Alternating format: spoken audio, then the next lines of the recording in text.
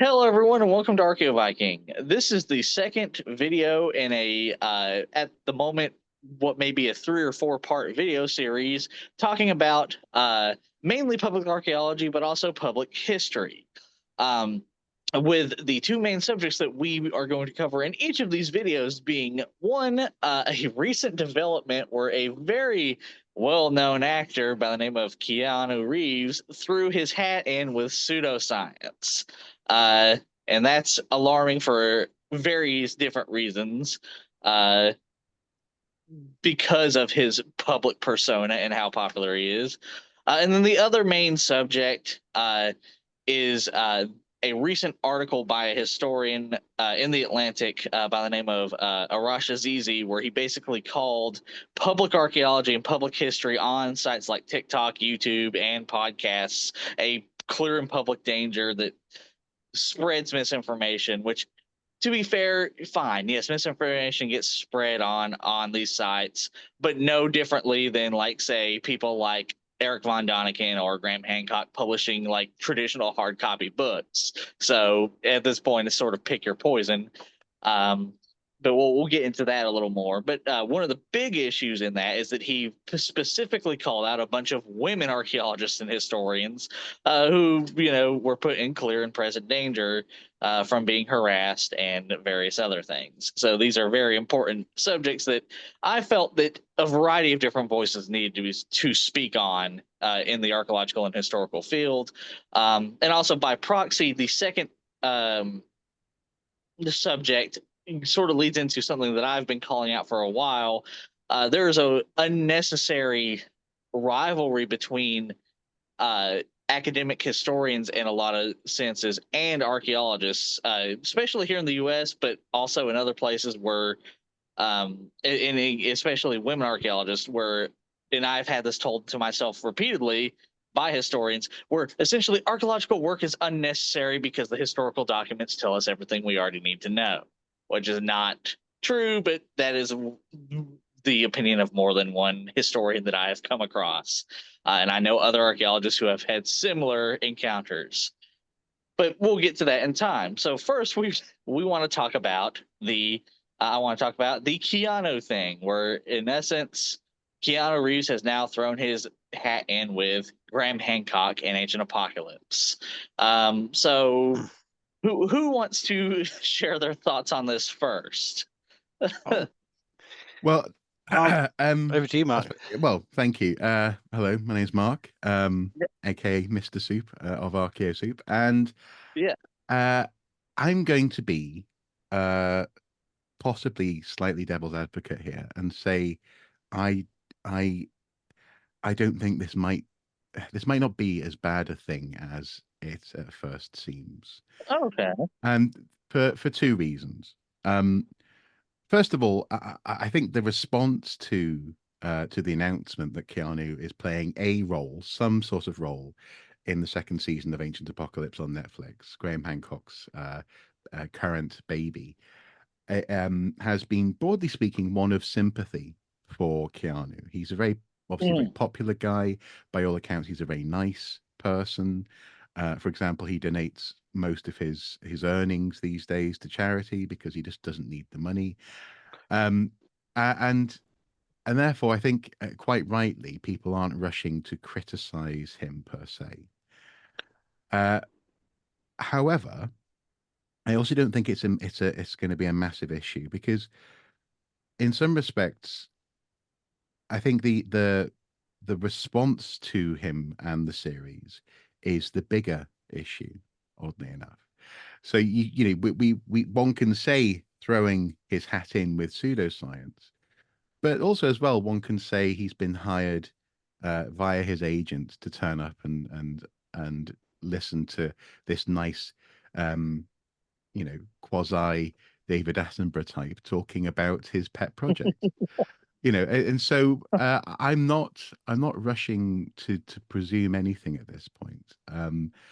But I think one thing I am aware of is this, frankly, is just how many archaeologists are talking about it at the moment, and that I'm finding to be a curious phenomenon. But obviously we can expand this conversation as we go. Howard, any thoughts from you? My immediate thoughts were to dismay, obviously, to the fact that this gives a celebrity endorsement to an already problematic and high profile show that's already going to be seen on a massive platform by millions of people. It's about celebrity endorsement, right? And it's deeply frustrating that such a popular actor is I've tried to steer my own offspring away from celebrities as much as possible. Even Keanu has slipped through, and you know, he's such a ubiquitous figure in some really great films, and so I think it is frustrating. Is it significant? Well, I tend towards a Archeo soup perspective on this very much. And I've in a live a couple of weeks ago, I cooked up 5 strategies of approach we could deal with, and I've forgotten them, so I've made up 5 more. But they're roughly probably, I think they're the same. But I would say there's 5 immediate, obvious ways we respond to this beyond the immediate, which is inevitable. And the first is, I think we ignore it.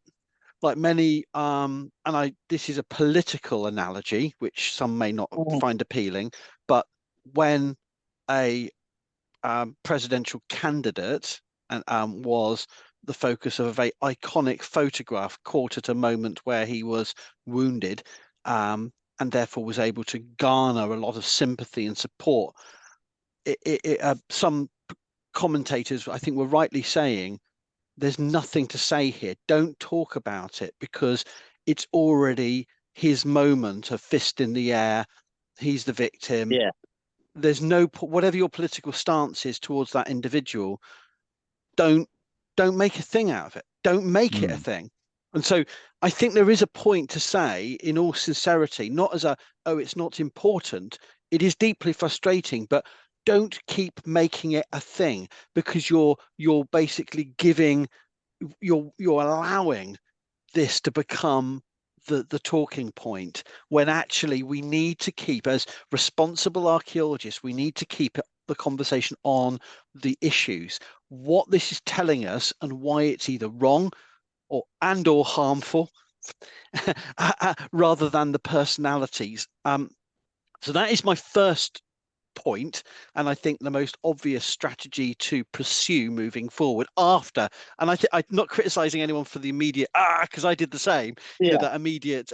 Marc's done some brilliant TikToks on this, and sort of capturing my mood with the Rick Grimes moment. No, So I'm with him. I'm with him on that. But I mean, in terms of strategy, ignoring. The second strategy is, I mean, this opens up so many rich avenues of humor and mocking, given the film history of Keanu Reeves. There is without attacking the person, attacking his filmic roles, there's so much rich veins of parody of Bill and Ted, and and other characters, which could in time be dragged in as ways of critiquing. And so ignoring, mocking is the 2 obvious ones. The third one is talking about the celebrity culture and actually critique it. And this is something that lots of people do across the scene, given how many other celebrities are repeatedly falling from grace.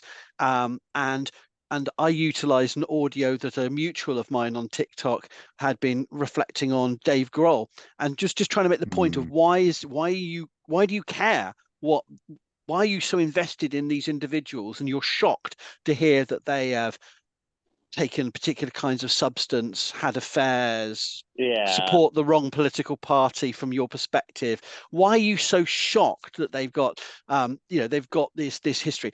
So there's an issue of critiquing celebrity culture. That's the third strategy. And I think different options for different individuals. I'm not saying there's one strategy we should all pursue, but those, I think, are all legitimate ways in. The fourth one we can't do yet, as I think alluding to what Marc was saying, is critiquing his words in context. We've heard one sentence, as I've seen, even as a kid, I thought the timeline was off. And there's a lot you can unpack about that, about the rhetoric of, even as an instinctive, ill-educated youth, you can imagine how cool I was when I was young, but how also dumb I was. even I knew that it was off, that there had to be some secret truth that they were hiding from us. And that's a very powerful line. So we can start that process, but we really need to see the program if anyone can be bothered. I can't. I will say that right now. I'm not going to be watching it. I have every intention to make fun of it brutally when it eventually comes out. Because yeah. But you know what I mean? And that's the fourth avenue. And the fifth one is engaging with the celebrity here. And a part of that, sorry, saying his words in context has to be a recognition that Keanu Reeves in the show is playing himself, and the media literacy angle needs to be factored in. That when someone appears in these kind of gigs, they're not playing a character, but they're not playing.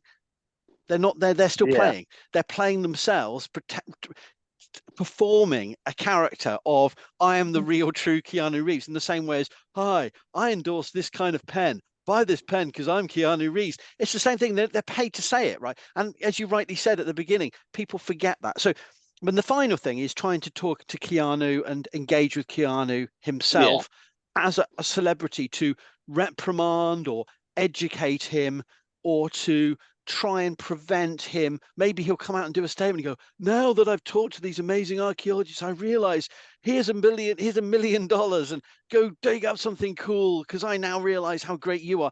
I mean, it might happen, but I think really the most likely scenario from that course of action and is that we'll all just look a bunch of finger wagging ivory tower jerks. And so but that is still a strategy if people want to pursue it. And I would say these are five sort of, and there's probably others, but they're the five main ones I could think of how we could respond to this. And I've gone with the immediate and then I'm just going to ignore this. I don't think it's worth my time, you know. So but I just thought I'd give you, that's my sense of things, but other people may think different.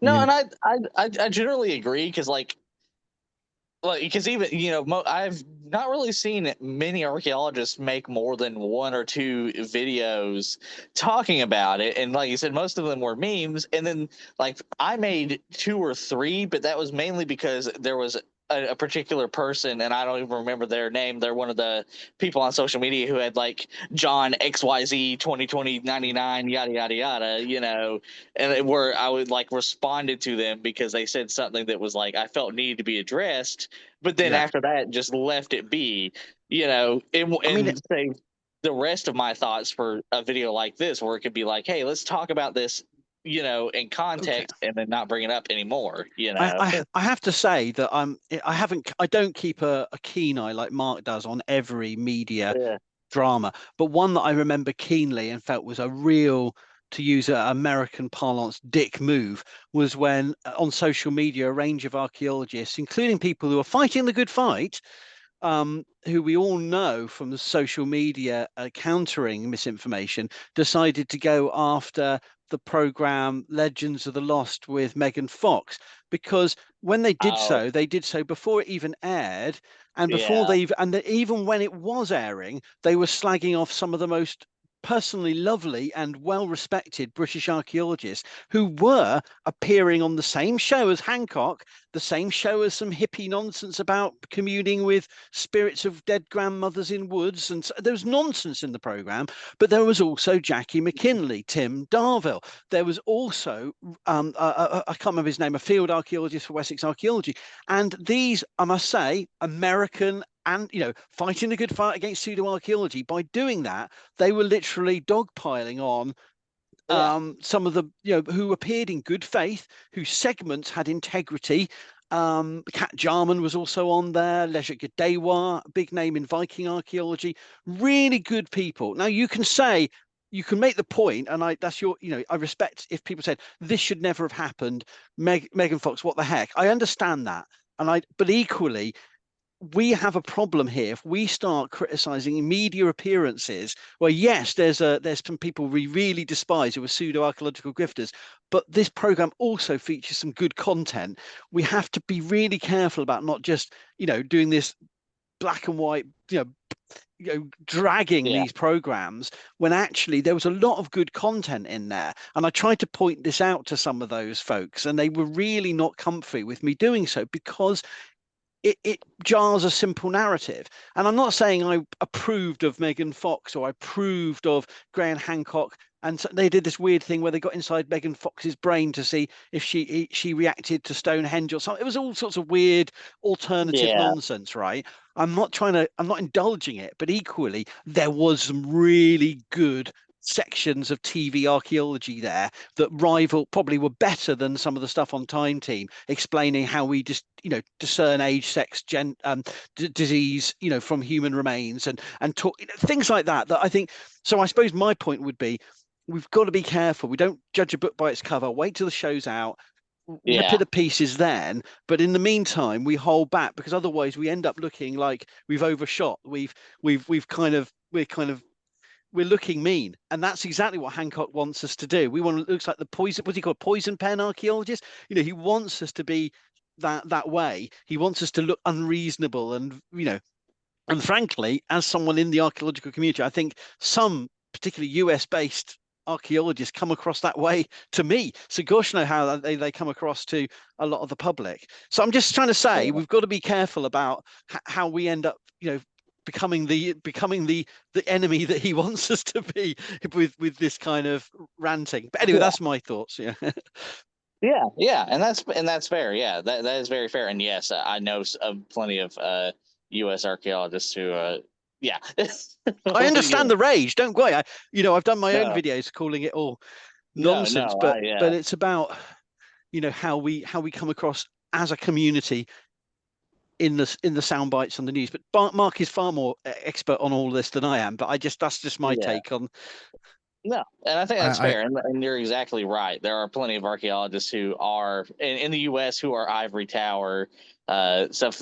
I've sat in restaurants with archaeologists who are the guy in the like in TV shows, who are the stereotypes when somebody says, "Oh, Mister yada yada yada," they go, doctor," and it's just like, that's an unnecessary. You don't need to do that when the server is just handing you your your check. Like literally, mm, that happened Oh where my it was just like, God. geez, and we were all like, dude, like that was unnecessary. All she was doing was handing out our checks to pay for our food, kind of thing. It's like, come on now. And so those Some of us are, do fit the stereotype, or I mean, yeah, I do as well. I fit a stereotype, and I have to sort of. We all have to have a little bit of self-awareness sometimes. Would do us all. I agree. I agree. Yeah. And I agree with both of your broader points. One, like, well, I'm annoyed that Keanu is on there, and I do think that he's going to provide some degree of legitimate media literacy, not literacy, legitimacy in the U.S., especially considering how much the U.S. And really the Western world at large, but like using my experience in the U.S., how much, like, anytime somebody says, "Oh, but such and such actor, he believes in this." I've had run come across that before. I'm just like, oh my gods. But at the same time, you're gonna waste your time arguing the point over and over again. It's not going to solve anything, and it's just going to cause more bad blood in the end.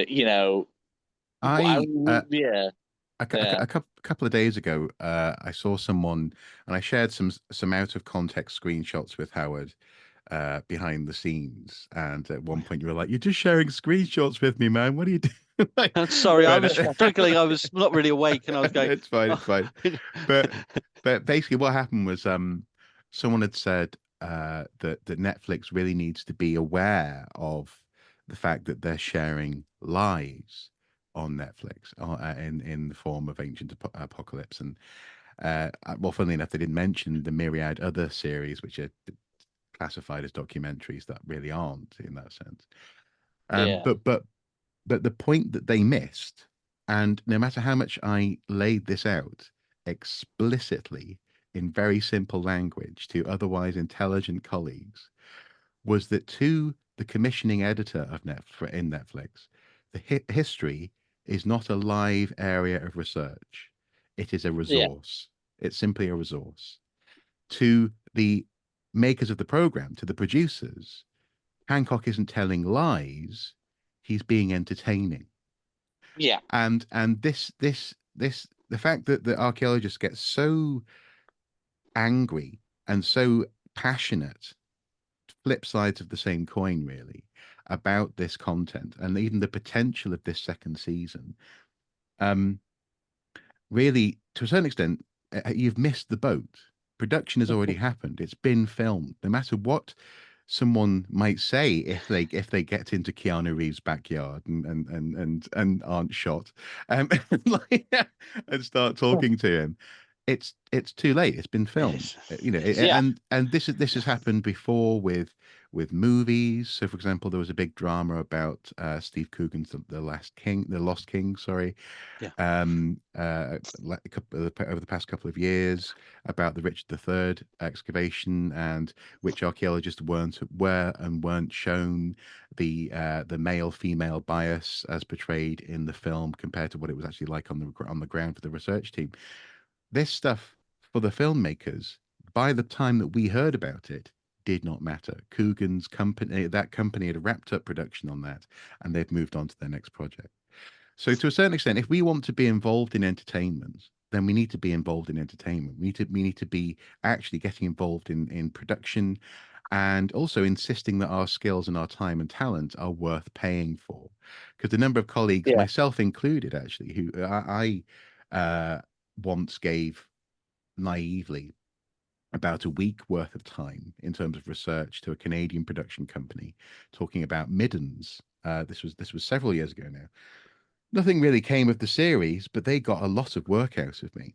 And the main reason was that I was thinking, oh, but it's going to be great for sort of, exposing the public to these cool ideas, this kind of thing. So there's a certain amount of naivety, intellectual naivety, that I think archaeologists bring to bat here. Mhm. But one other thing as well, I know that at some point you're going to be chatting with TikTok mutual and all round cool fella Archeo Wolf Yeah. at some point. Oh Um, yeah. as much as I like him, I think he's missed the point on the Netflix series actually, and on Netflix going to Keanu Reeves. He suggested on one of his earlier videos on this subject that they're running scared, that the production company are concerned about all of the archaeological pushback, and that's why they've gone to squeaky clean, nice guy Keanu Reeves to back up the image of the program. No, Netflix cancels TV series like it's going out of fashion. If they don't, even if something's really popular, if they don't think it's profitable, they'll drop it. Never mind going and hiring probably one of the hottest names in Hollywood right now to be Yeah. on the show. He's not cheap. So actually, what we see here is a production company and a commissioning company being really excited about probably a whole load of hate watchers, who gave this show numbers, who can't stop giving it publicity, and who are somewhat addicted at this point to arguably furthering the fight rather than combating the underlying intellectual inadequacies of pseudo archaeology. And one final thing I'd say about this, in terms of approaching it, is we need more than one or two or three or four figureheads. It needs to be something which is passed around in terms Yeah. of a response, because, to be blunt, we don't need an archaeology Jesus. What we No. need is to have It's traumatized thinking about that now.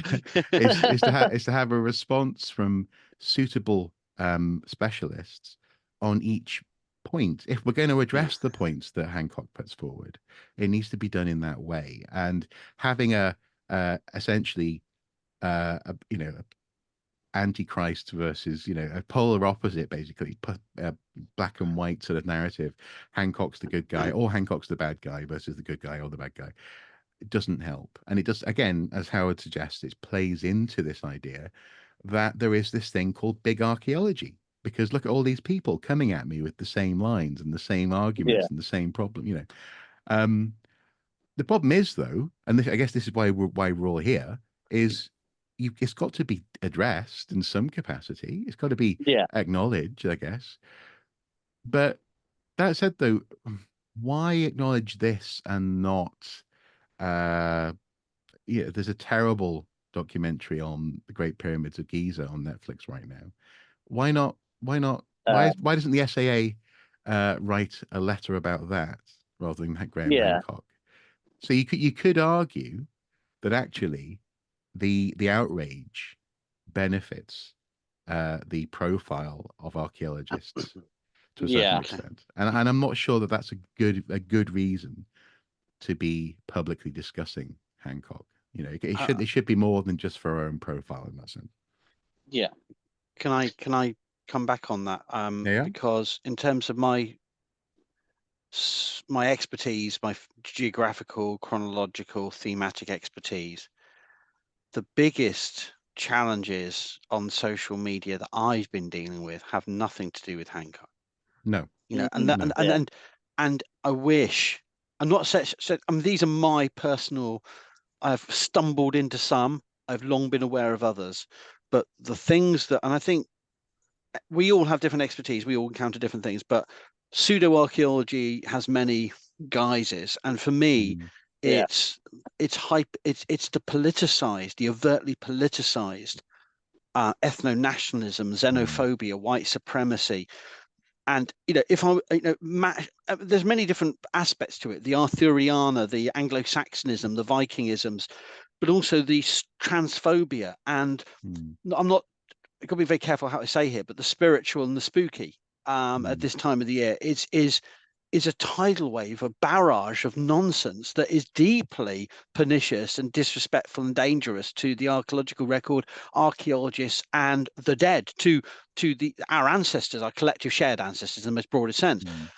And for example, if you put me on the spot and said, Howard, from a UK perspective, what is the topic you would like to see national bodies come out with a public statement, both before this election and after this election, the general election, sorry, that brought in a new Labour Starmer government? I would say, well, there's a number of options, but the top of my list would be the cultural heritage situation in the Middle East, which is no new thing, but it's particularly pronounced. And the fact that the collective silence on Ukraine, Syria, Syria, Ukraine, Gaza are shocking Afghanistan. collective silences. And, Lebanon. from UK on the international scene, because of Britain's very specific role in the creation of Palestine and then Israel, I think that that absence of a voice, there's been voices, and Marc has guided me to some of them that I've missed, and I've talked about this, but I think still, unless I've missed something, there has been a year of absolute crippling silence on that issue. But on the home front, it's the anti-immigration rhetoric of our popular right and our hard right, which has led to violence, riots on our streets.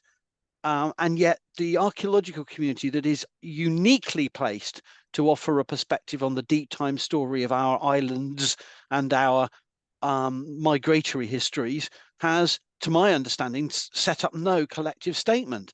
And that is not anything to do with Hancock, but it affects every man, woman, and child in the UK is infected on the daily by anti-immigration rhetoric. And, it's not about towing a single political stance on a solution, but the community could and should, I think, have come at some point together to hone some statement to counter the key, an infographic or anything to counter the daily drip of Britain hasn't been invaded for 1,000 years.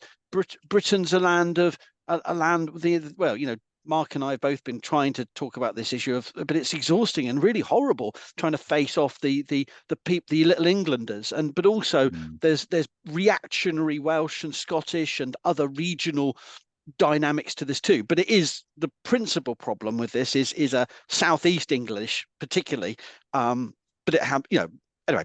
So if those are pseudo archaeologies, right, they're the ones that matter for me. My audience is my family and my community. Frankly, Graham Hancock, because I'm not a brown or black person living in a country where he's doing neo-colonial interpretations of their evidence, I'm free of that as a privilege.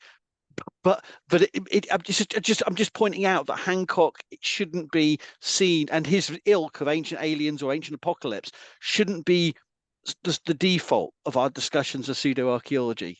That's my frustration of how it could see, and that's why I agree with Mark that there's other fights to fight that are least as pressing, and where Mm. archaeology is absolutely at the center of the discourse. Well, but also as well with Hancock, what we have is a figure who goes to great pains to say, "Oh, I'm not an academic. I'm a journalist."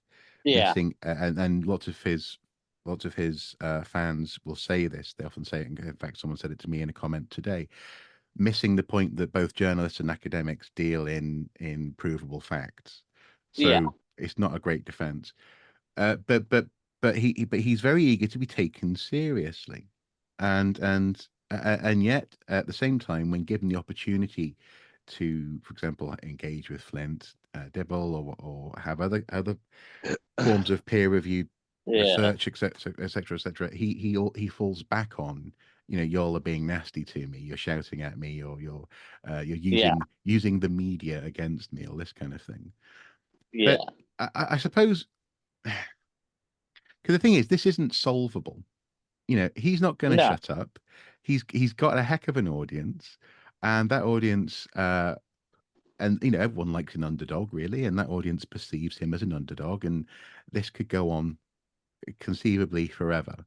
I'm just imagining, for some reason, a scene from Blair Witch has popped into my head with like, they could go on forever compared to our footsteps, man. But but the point is, it could go on forever, with no real fruit coming from this conversation or these conversations. Uh, Again, just another sort of devil's advocate point here, and hopefully by adding this stuff into your broader conversation, this is Yeah. useful Yeah.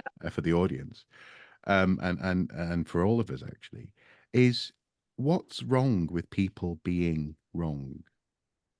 Yeah. Now, I've used this analogy elsewhere, and I think I used this in a conversation with Howard a few days ago on the phone. Um, but here in the UK, there's this god awful alcohol, cider, called White Lightning. It's cheap, it's nasty, it's strong, it's pale, it's flavorless. But a lot of teenagers, sort of stereotypically, go through a phase. I never did, but that's because I was a nerd. Go through a phase of taking or getting an adult to buy some of this stuff from a shop, taking it to the park, getting drunk with their mates. But the point is, very few people, unless they have a serious, serious alcohol problem, drink White Lightning into their adulthood. It's a very specific thing that some people do at a certain time when they're possibly vulnerable to it, either through peer pressure or just because they want to look cool and want to be cool. But it's bad. It's not a great product, and some people have access to it for a while. And if you ask them why you're doing this, they'll be like, because it makes me feel, whatever. They'll sort of couch it in the language of someone who is drinking a fine wine because they're a grown-up, sophisticated person. Yeah. But most people don't. They move on from it. And in that sense, I think genuinely most people have not heard of Graham Hancock, have not watched Ancient Aliens, in fact. Most people. And I mean that in so much as most people also aren't aware of some of the finer aspects of, say, the timeline of what happened in Britain post Iron Age. So Yeah. Romans, Saxons, Vikings, early medieval, so on and so forth. Some people will say to me on the street, if I'm doing a tour or a workshop or something, so who came first? Was it Tudor or Tudors or Vikings? That kind of thing. And that's not their fault. No, no, no. The thing No, is, I know. No. but again, that's the point. Most people don't need to know this. No, exactly. It's our job to know Exactly. it, and to a certain extent, just make that knowledge accessible if and when they want to hear it. And um, earlier today, to sort of round this thought off, I actually saw an interview on a YouTube channel called Lex Clips. He's got 1.3 million subscribers, and the video title is "Archaeologist Responds to Graham Hancock." Um, Ed Barnhart and Lex Friedman, apparently.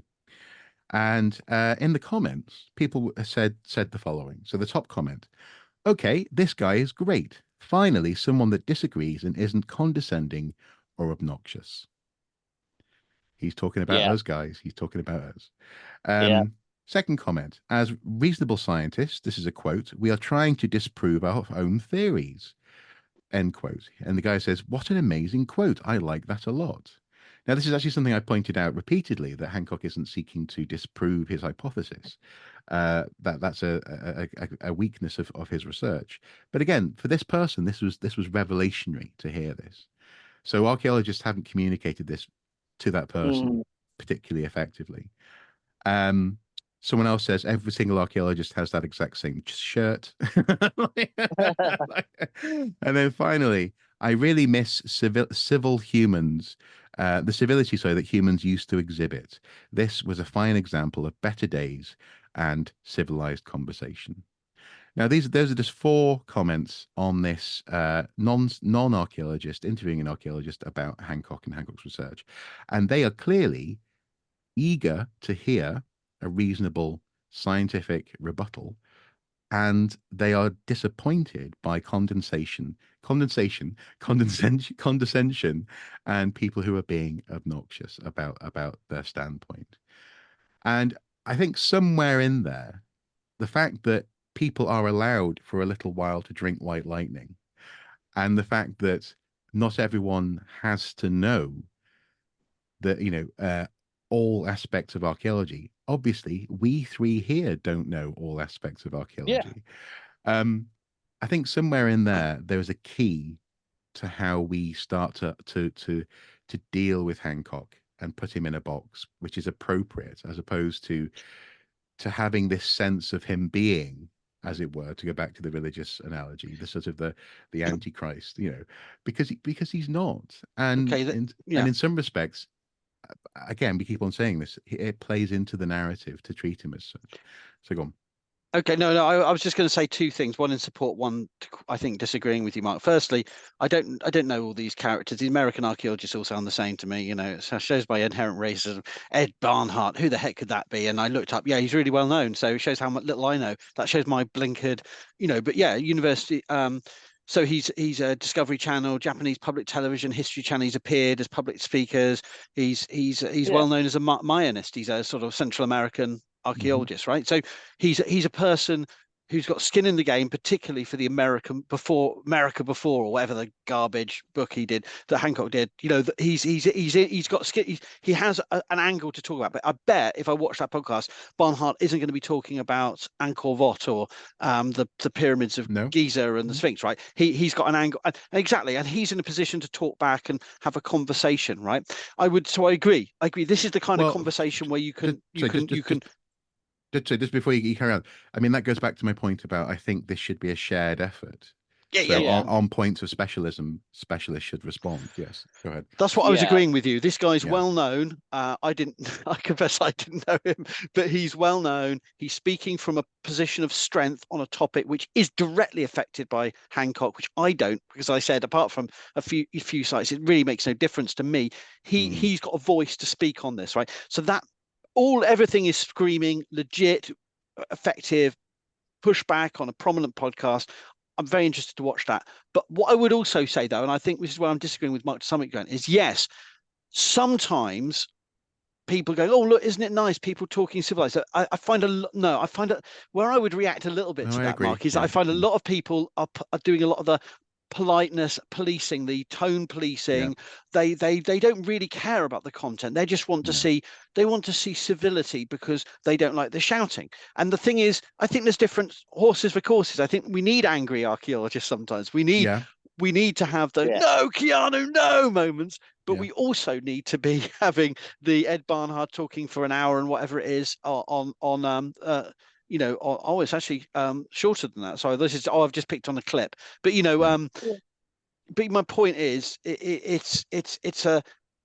we need a bit of anger sometimes, but I think there's people who'll correct us whatever we do, is what I'm trying to get at. I agree. I agree. And so I'm reminded of one of my aunties, a woman who hang on right there. I need to pause just for 1 second. I've got to go get my charger, otherwise it's going to die on us. So okay, cool. I'll hold that thought. Okay, cool. Are you all plugged in? Okay, all right, continue. Okay. So this reminds me of one of my aunties. She's a woman who I don't particularly like.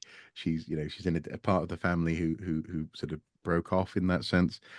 Um, but she would always, even as a child, I noticed that she would say to the people around her, my mum included, obviously, uh, "Can't we all just be grown-ups about this?" And what I noticed as an 8 to 9 year old was that what she meant by that was, can't you all just shut up and agree with me? And by being grown up, by not raising our voices, by having a sort of a calm consensus that I am correct, um, that somehow that is a civil way forward. And I see what you mean. Sometimes people call for I mean, actually, in the Joe Rogan, Flint Dibble, Yeah. Graham Hancock conversation, lots of people were saying that in the comments. So nice to see a civilized, and what that also runs the risk of doing is elevating the insubstantial argument without any evidence to the same level as an evidenced and reasoned argument because it's civilized. So in that sense, Yeah. civility can mask a lot of sins. But I feel as though the comments there were interesting, not least because in terms of the simple communication of what scientific method is. You're trying to disprove your hypothesis, not prove your theory. Um, I feel as though quite often, whether it's because we already know this stuff, and this is the so-called curse of knowledge. Once you know something, it's hard to know or hard to remember that other people don't know it instinctively. Um, but sometimes I think archaeologists will say, "But we're right, we're correct," in a way that feels to other people, as the Yeah. comments said, condescending and sort of sanctimonious. I mean, the other thing as well is this idea of the archaeologists are somehow uh, sort of almost priests of an ideology that's under threat, and we're sort of the holy warriors trying to keep bad information at bay. Um, Again, all of these things I've mentioned with you this evening or today, I feel as though there's something there in the middle, which is a good response. But I don't think everyone should be doing the same thing, because if Mm. everyone responds in the same way, then we are big archaeology. And Yeah. I mean, as people will see, no doubt, with us three now, and with other people that you're going to be talking to, we all actually are not thinking the same precise thing, No. and that's Yeah. good. That's really good. That's a great thing. Um, that's a healthy thing. So I think that's possibly one of the things that should be highlighted, is that uh, actually we can't all agree with Howard, and even if we did all agree with Howard, that would be weird. You're all Like, fools Yeah. if you don't agree with me. You're all yeah, fools. Yeah. exactly. Don't you realise what I know? I don't. Yeah. I'm not condescending. You just no, exactly. No, Yeah. and also I think it's really important for both a personal care point of view and circumstances. We all need to take turns like geese flying Mm, in Yeah. formation. We all need to take turns of taking the lead, because there's going to be times when we can't do that work for whatever circumstances. And mm, so there's an issue of, we shouldn't have gurus who are seen as leading this, but also we should be thinking about the care, because even if I disagree fervently with certain characters in the archaeological community about things, I know the crap they get, and yeah. I have no. Mm, But Yeah. equally, just because I know they're being attacked by weirdos doesn't mean I have to rush and show solidarity. In a union, I show solidarity with other workers on principles of work equal pay, working conditions. I don't have to show solidarity with someone's garbage take responding to Keanu Reeves appearing on Graham Hancock. That isn't solidarity. But I do No. respect and understand the flack they're probably getting from very mm, odious people who but that doesn't yeah. mean I have to immediately fall in line and agree with everything they spout on X or Facebook. And that's the difference, because I see a lot of faux solidarity misuse in Yeah. archaeology, claiming we've all got to rush to the defense of the helpless, archeo soup or archeo death. No, you don't. You can Mm, say, I'm really sorry you're getting these crap comments. Make sure you take a break. I hope you're okay. But actually, my take is this. And that shouldn't be a Yeah. threat to anyone. And if, we should be able to do that without it turning into a slagging, Yeah. Well, slanging match. Yeah, That's what I meant. exactly. Well, exactly. Archaeodeath, you and I have very politely disagreed with each other a few times in videos, and Yeah, I don't here we mind. are. Here we are, still, having this discussion. It's like it's possible to do that. Where it's like, hey, great video. No, like no disrespect. However, I have a different opinion on it. Yeah, exactly. But And I that's think the problem is there's this kind of wary, like the one that was really, this is from a British archaeologist, so I'm happy to say I blocked, and I'll say it because I block people when they show bad faith rhetorical arguments. So, and I won't say the name, but the argument was put to me is, how dare you speak, how dare you share this view? That view means you're not standing with the LGBTQ plus archaeologists who've been attacked by other people. And I go, hang on, no. Firstly, this isn't an LGBTQ plus person. This is someone who is doing this kind of white knighting for some fictional LGBTQ plus archaeologists who I don't even know, or if I do know, I didn't know they were being attacked, claiming that by having a stance on an issue, I am directly harming as much as the people sending abuse to those other unnamed archaeologists.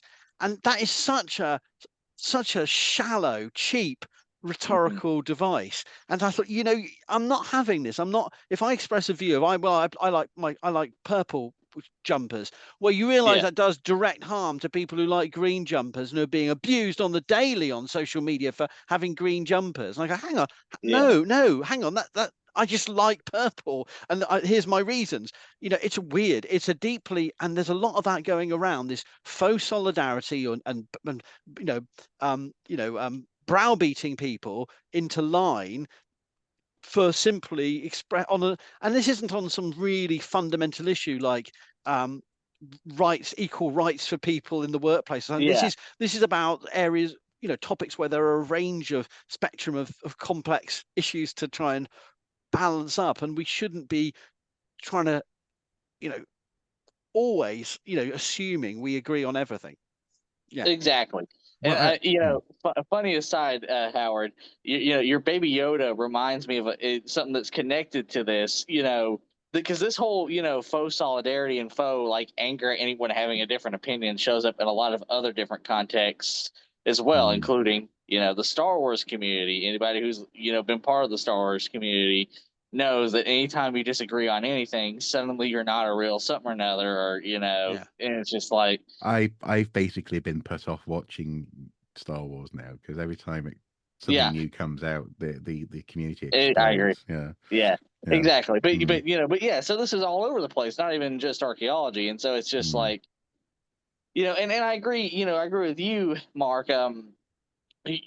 There are, and also Howard, there are a lot of more important things a lot of times, even in the U.S. than Graham Hancock. I do say that I think a lot of the reason a lot of U.S. archaeologists get involved and get so annoyed at Graham Hancock is a lot of his things, just like I'd love to say Ancient Aliens has a lot to do with it, but like, funnily enough, Ancient Aliens tends to focus more on things like the pyramids or the Great Wall of China or someplace else. They have some of a hold in the U.S., but generally it's more people like Scott Wolters or Graham Hancock who are in the U.S. And I do say that the archaeologists, not a lot of archaeologists even know they exist. I've brought his name up to archaeologists I've worked with, and they're like, who? And like, well, actually, you know what? I watched, talk about anger and patronizing. I watched one of his videos recently to check about the Kensington runestone stuff, and this was unhinged rage against everybody and everything. And it's like, I thought archaeologists were bad at this, but some of these characters, I mean, Hancock plays on the personality of victimhood and celebrity. They all out to get me. But some of these other characters, like some of those you just mentioned, it's on another planet. I mean, it's like the man on the train just shouting at the whole carriage, or it's really and the poor it was a poor podcaster from the Midwest just sort of doing this polite laugh like, I'm a journalist, I'm paid to do this, and do we know it's going to be like this, and what's he talking about now? And it rambled on from, it started on the Kensington runestone, but he was on to Ancient Aliens, and it just, where do they they don't even have a single idea. They can't even work out which crazy idea they want to advocate for, because they're Yeah, all so. yeah, Yeah, I was really shocked by that, and it's not yeah, just, you know. yeah. Well, and yeah, and and the thing I was going into is Sorry, like, unfortunately, no, it's okay. That because you're exactly right, and I'll get to that in a second, because Scott Wolters specifically is an example of what you just mentioned. Um, but you know, it affects a lot of ostracized and, you know, poverty stricken, you know, genocide still being perpetrated against them, indigenous peoples in the US who have asked repeatedly, please don't make documentaries about us or come onto our sites. And archaeologists, you know, legitimately working to, one, reverse the past archaeology of, you know, destroying or harming indigenous communities. Because one thing that you know that I loved, I was so happy you mentioned many videos ago, talking about like, hey, British Museum, yeah, that's an important thing to address, but there are other museums that Yeah, are, you know, that were also involved. And I think that's a very good point to bring up, because the Smithsonian and other American museums are just as complicit and just as guilty of doing things that the British Museum did.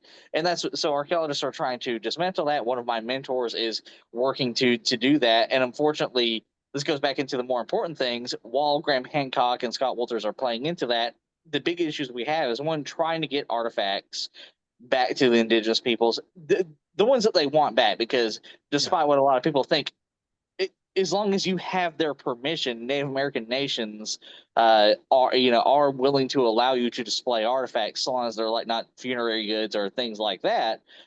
With their permission, you can't do it without their permission. And two, connected to that, we have such a looting epidemic in the United States that has never really died down. It's not, of course, it's not as, you know, violent as, say, in the Middle East, where ISIS and other extremist groups are like actively destroying archaeological sites with cannon fire and such. But it is still a massive issue that, you know, needs to be, it always needs to be addressed first before going after people like Graham Hancock and Scott Wolters. And archaeologists have been trying to do that, but unfortunately, another factor I will go back to is, every time we're trying to do that, people are like, "Oh, but look at Graham Hancock or Scott Wolters. They've shown me the true history, and this is why I am doing the looting." And so it's unfortunately all connected. It's yeah. And Scott Wolters Yeah. again is a prime example of what you brought up about getting violently angry, and it's because when he did because he was one of the geologists who claimed the oh, of Kensington course. runestone was real. And then, of course, when, like, not even just geologists, when Old Norse linguist experts like trying to think of but when the Old Norse experts came out and they said, hey, they're like, hey, no, this, like, we've looked at the language on this runestone, and it's from like, it's 1700s, like Norwegian. It's like, it's nowhere near like the Viking Age or anything like that. Mm. uh Scott Wolters became a petulant child. And the way I put it to our American audience is like, he's essentially the guy who got asked who asked somebody out to prom in senior year of high school, our last year of school, of you know, public school here in the U.S., and got rejected. And he's made it his entire personality. He got rejected once by somebody he asked out, and now he can't get over it. And that's essentially what it is. Every time you see him in a documentary, he's like, "Oh, you know, they crucified me because of the Kensington runestone." It's like, you got told you were wrong once. Mm. Calm Mm. down. Yeah, it's not You it's know? not quite a crucifixion. Yeah. I suppose one thing though that comes out of all of this is that uh yeah, it is again the need for an archetype, often for simple manufactured rage. So in that sense, the British Museum, I can't mention the British Museum anywhere in social media without then getting a whole Yeah. load of people going, ha ha ha, British Museum stole the world's culture. And then there's a meme of like no one colon and then British Museum, and you've got people carrying the Parthenon away, all this kind of stuff. Um, Yeah. and yes, absolutely, the BM is problematic. People who work there know it's problematic. People who work there are working to tackle those problems. and the complicated legal structure that's been built up around that museum over the course of hundreds of years. Arguably, the Smithsonian and other Yeah, museums actually have some worse problems because they actively I would went agree. out in the 20th century seeking to build up prestige aspects of their collection. Oh, we don't have anything from Mesopotamia. Let's go out and buy some stuff instead Yeah, of. I'm not saying the BM didn't buy stuff, but the point is, it's a complicated thing. There's no one wax twirled mustache villain no, who we can no, point to and blame. And I think in the same respect, as satisfying and pithy as it may be to talk about the BM, and of course coming from North Wales, you know, I have my own axe to grind there with the old gold cape, etc. You know, um, Send it back. send it We back. want it. Bring it home. But It's the coming home. but the point is, um, there are also there's a much more nuanced conversation to be had, and I think there's something true there also about pseudo archaeology yeah, in that sense, because uh, if Hancock disappeared tomorrow, these conversations about the past would persist, and they've come um, out of long-standing sort of new age questions about yeah. crystals and mysteries of the earth and so on and Well, so forth. I will say Hancock's theories are uh, blow for Hypotheses, blow. hypotheses. Sorry, yeah, hypotheses. Thank you. I've been trying to do that as well. Yeah, Hancock's hypotheses are blow for blow, just a rehash of a outdated and debunked archaeological concepts from the 1800s in the United States and a little bit the Mm, early 1900s, called the mound builder myth, where essentially the idea yeah. is that the Native American mound works like Cahokia, or here in Georgia we have like the Etowah Mounds and Okmulgee, but there's also Hmm. like Spiro, etc. Serpent Mounds. Those were all built by a ancient lost white quote unquote mound builder civilization. And of course, Mm, it wasn't even a one size fit all theory. There were various other variations. One of the ones that I like to bring up as an example of how diverse it was is there was one U.S. politician who said, "Yeah, sure, the latest examples of the earthen mounds we have were built by Native Americans, but earlier ones were built by the Aryans from India," which of course was still saying white people, because in the 1900s and 1800s, the Indo-Aryans were believed to be white. But yeah. also, and then like the ones before that were this ancient white mound builder civilization. And Mm. Graham Hancock has eaten that up. One of the Yeah. politicians he borrowed that It's from, so old, isn't it? but That's the yeah, problem. Well, and in yeah, some respects, yeah, he's the Dan Brown of pseudo archaeology, isn't he? yeah, yeah, Dan Brown exactly. took the French Cup of Christ myth and Yeah, reinvented it for a modern world, yeah, or for a modern audience. So, exactly. but Yeah, but but again, I guess I don't really have answers, but I do have questions. And one of my questions is, what is the value of deconstructing Hancock? In so much as he doesn't even hold true to his own back catalogue. Today he expresses frustration with people who talk about aliens. Yet previously he's published books that talk about, yeah, faces on Mars, for example. yeah, He can't be pinned down in any recognizable academic way. And when he gets close to being pinned down, we've seen what happens. He says at the end of a very public YouTube broadcasted debate, "Great, let's all get along, let's all be nice to each other," and then he goes away and makes what seems like a revenge series, basically, where he's going to be like, oh, and launching yeah, a tirade against ideologues and nasty archaeologists who've been horrible to him.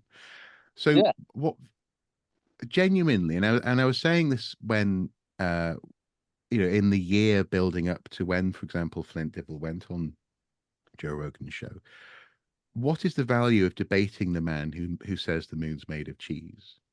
And again, this is where I come back to raw yeah, population numbers. As much as we might say 6 million people who watch Joe Rogan is a huge audience, within that audience, only a really rather small number of people aren't just listening for the sake of it.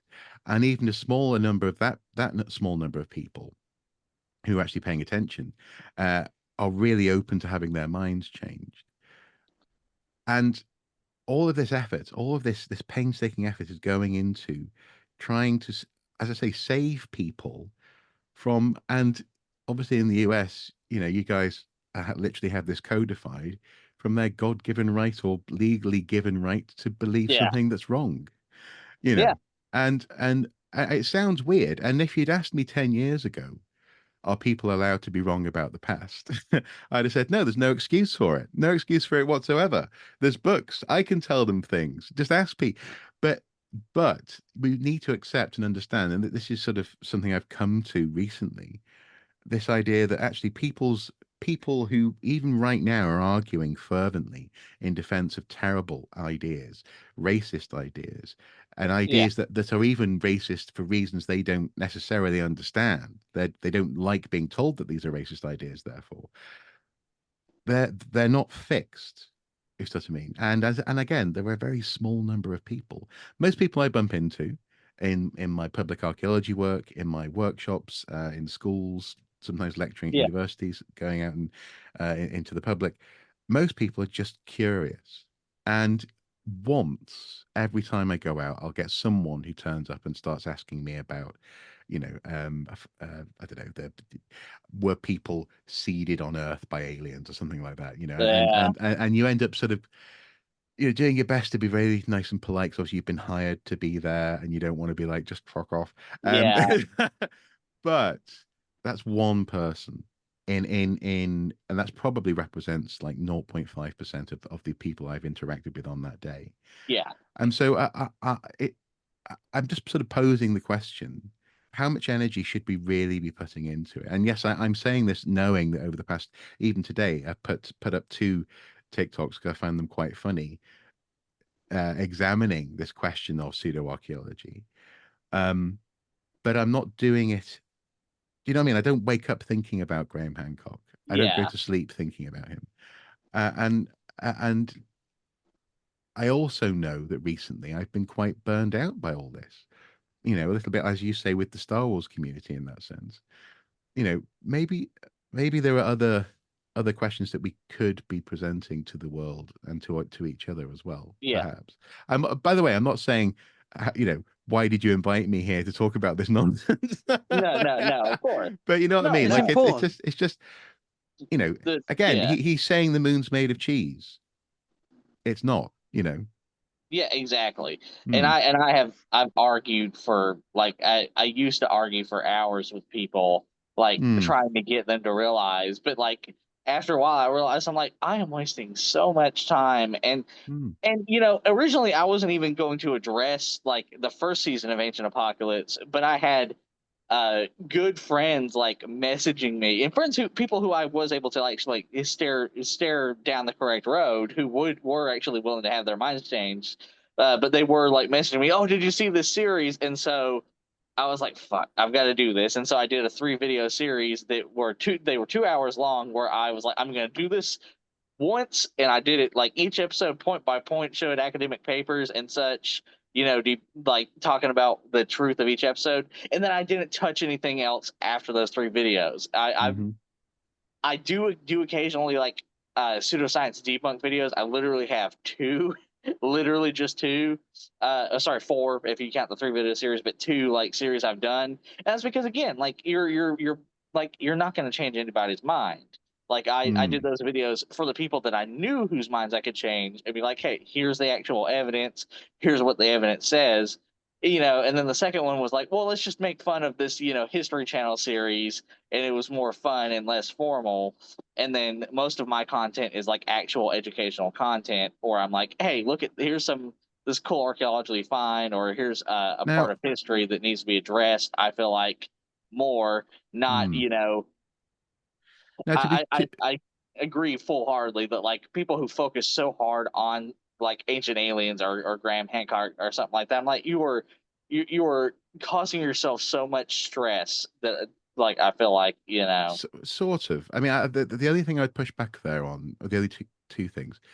First of all, I think you are going to change people's minds. It is possible to change people's minds. That's not what I'm arguing per se. I think if people are open, want to have a good faith conversation, then you should be open to that conversation. Um, And also as well, I do think that there are some people who, for example, Frederick, at Digging Ancient Aliens, does a fantastic job Oh yeah, of examining and going really deep on ancient aliens, but he's doing it with a hazmat suit on. You know, he's not living and breathing the yeah, rage. He's doing it almost as a thought experiment. And in that sense, he's doing that work so we don't have to, and God bless him. Like, you yeah. know. Thank him. Yeah, exactly. but Same with yeah, Mini Minuteman. Mini yeah, Minuteman does so much. I'm just like, thank you for doing this because yeah, yeah. yeah, Uh, but therefore, and I think that this is more or less what it boils down to, is that therefore I think being open to good faith conversations with people, yeah, um, right up until the point that it becomes clear that even if they think that they're talking in good faith, that they're not, um, then you should engage and you should be open to engage. But as you say, I mean, thankfully about 8 years ago, I finally stopped trying yeah. to argue people round on Facebook comments, because it's never going to happen. It just In just that in ends. that Yeah. forum, in that forum, It yeah, it reminds me of sort of that. And this legitimately started reminding me of this. I don't know if either of you ever saw the Mel Brooks movie Dracula Dead and Loving It, but there's a scene in it where Van Helsing and Dracula like start speaking in like Latin at each other or something like that, and it's insults, and they're like, oh, so this, and they just keep going around in circles trying to get the last word, and that's uh, the joke, is that they're like they're not giving up. Each time somebody turns around, they say something else, and it's like, and it just never ended. And I like, and the joke was like, oh, the vampire, how you can tell he's a vampire is if he never gives up. And eventually, like, Van Helsing's like, he never gives up. All right, in frustration, then he's like, "Oh, he's a vampire," but like that's what it felt like. That's what it always felt like in those arguments. Is like, mhm. geez, like I'm just going around in circles. They are not. They want the last word, and eventually, it's just like, it's not worth your time. I can do more important things than argue with somebody who is not going to who's not open anymore to change their mind. So Yeah, yeah. I mean, and the thing is, let's face it, we haven't got Elon Musk money. I mean, he can afford to spend his whole day ranting at yeah, people on Twitter. I yeah, can't. no, exactly, exactly, exactly. Well, yeah. So I think all of these both these perspectives from both of you on the Keanu Hancock thing are very good and all very valid. And I think they're I broadly agree with all of those, but on one matter, on the civility argument you had, I will lean more towards what Howard said, because sometimes like I being win. That means civil, I win. yeah. Well, I was just saying that I'm going because to be civil. sometimes being civil is just it is going to cause you more, is not going to solve anything. Sometimes you have to be like, all right, all right, Yeah. motherfucker, and also, and I I'm haven't not, got that far. yeah, Yes. but you know what I mean, yeah, but like, and also, Mark, like, this is not to say anything, say that you're doing this, but like a lot of people use the, like, anytime somebody is angry or say uses profanity, the whole, oh, you don't sound smart because you cuss, has been used Yes. as a weapon against specifically like lower status, like lower class, like people who grew up in like not ivory tower sort of thing for centuries. It's like, Hmm. oh, you Hmm. talk a certain way, so therefore not smart. When that's I not, I I yeah. swear all the time. I'm Oh, definitely I not do from an too. ivory tower. I Yeah, do it's too. yeah, But yeah, yeah. but No, you know what but I mean. Yeah, and to be clear on that front, I mean, again, just look at some of my recent posts about this. yeah, There are yeah, times when I direct my incivility yeah, at what I hope is the right target and in the right way, in that yeah, sense, and so yeah, I think the key is about intent. If the person who's talking to you is open to a good faith conversation, as I say be open to it, and yeah, and and and therefore don't necessarily bring out the f bombs, um, but yeah, but exactly. but yeah, there are times and places to be forthright in your defense of something. Absolutely, Yeah, yeah, and funnily enough, a lot of the things we discussed addressed a lot of things I wanted to talk about with our second subject, that Atlantic article talking about public history being a clear and present Mm, threat and women, because it's just like, because a lot of like what we talked about, over focusing on something, or in events like snobbery, if mm, you will, that is mm, one that's essentially what that article was. It was like, oh, you're not doing things in a traditional, academic way, so therefore, you know, yeah. not you're not valid. Um, so that a lot of that addressed it. But one of the things going into the second subject, one of the things I do want to bring up about that is, so for people watching in context, this historian named Arash Azizi published an article in the Atlantic, literally calling like history podcasters, public historians, etc., bad because, quote, they can, they spread misinformation and such, in which it's like, no, they don't. Some of them do, but like no more than, again, Mm, Graham Hancock or Eric von Daniken publishing, traditional books and things like that, and traditional presses can as well. But Yeah. and also, again, the big issue is that he targeted specifically women archaeologists and women historians, and then mm. proceeded to turn around and go onto a podcast himself and talk about history, which is the epitome of hypocrisy. Um, so that's a big issue. What are your thoughts on that? Like the danger it caused specifically towards women historians and archaeologists, and what are your thoughts on his original thoughts about like what we're doing now, podcast, YouTube, TikTok, whatever, Mm. and its spreading of misinformation. Well, Howard, can I just come in and then hand over to you, if that okay? Eh, Because I feel as though, first of all, it's a mischaracterization of what's going on in the space. Frankly, it's a misunderstanding. yeah, I've been doing YouTube archaeology now for since 2009. And yeah, it's been serious stuff with good yeah, humor, and it's been accessible and so on and so forth. The traditional modes of historical publication and discussion have arguably been seen as being legitimate because also they're partly exclusive in the broadest sense of the word. They've been exclusionary to people who didn't have, for example, a subscription to certain journals, this kind of thing. So yeah, it's I can understand why this question is raised for someone who isn't familiar with people doing good work on TikTok and on YouTube. But also actually for some of our colleagues, this is something that Howard and I kind of well, yeah, Howard and me at his invitation addressed in an edited piece that we worked on a little while ago now. Yeah. Um, is this question for some of our colleagues about maintaining authority? And it's one that I have at the time I had very little sympathy for. In that sense, I think you should have a voice which is compelling and which can stand up to arguments.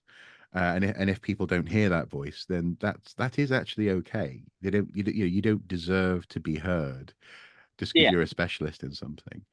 Um, but being accessible is key. And I don't really know what the author of the Atlantic article would rather. Would they rather high quality, good information was not accessible?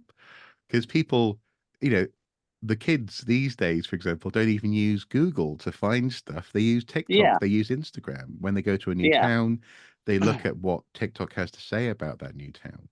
And if someone is talking about the haunted house, then they'll learn about that way.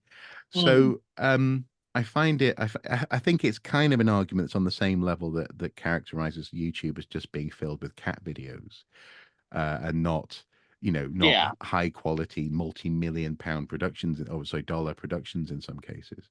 So that's kind of where I'm coming at. I think it's written by someone who doesn't quite know what they're talking about. And one final thing though on the women, the women archaeologist situation. Obviously, I'm not a female archaeologist. I haven't yeah, exactly, had yeah, those experiences, but I do know, and this sort of comes back to this idea of putting your head above the parapet, or the tall poppy syndrome.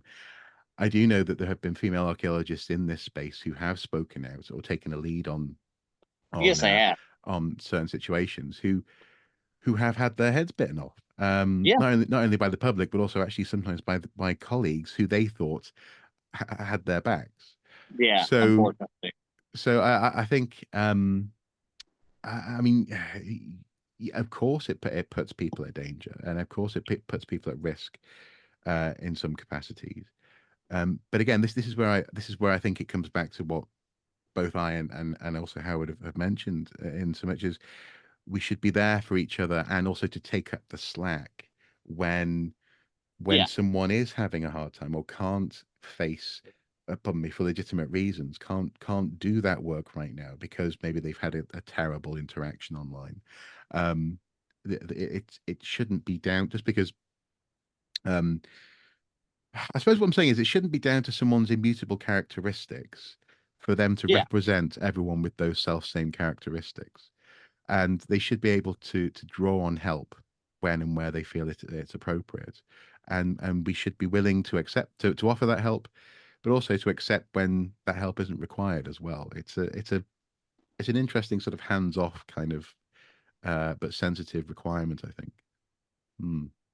And I think that's a very good point, because yeah, there are times where I'll because most of the time, well, for various different reasons, most of the time on TikTok I'll just repost videos. Now I don't usually make a lot of my own Hmm. videos, but when I do notice that, for example, there have been colleagues of mine who are, mutuals of ours on TikTok, like say historically ADHD, or